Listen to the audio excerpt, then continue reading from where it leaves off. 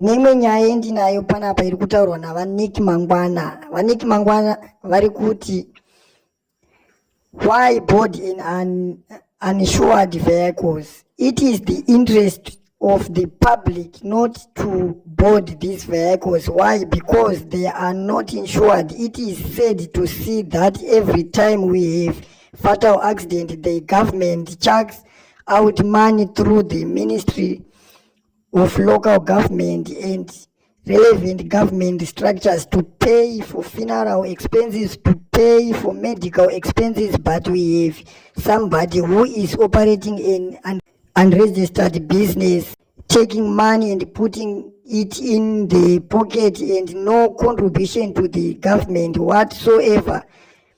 The public should also listen to what the honorable minister saying and board only registered vehicle for the own safety and the benefit of the safety and families.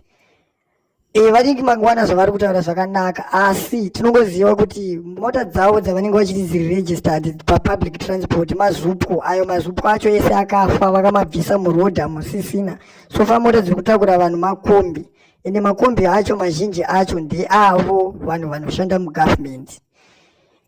But tiri kunzwa Vanicky Mangwana ndo vari kutoblema futi vanhu vachiti muri kukwira mota dzemushikashika, mota idzodzo dzikasvita accident hurumende ndo iri kuzokombanzeta, kuti kunge mari yacho iri kubva muhomwe mavo. Mari yacho yehurumende iri kuzokombanzeta yacho iyoyo imari yekutoti iri kutobihwawo vanhu futi, ende mari yacho yavanovapa hatitomboziva kuti vanhu vacho vanopihwe here kana kuti havapihwe.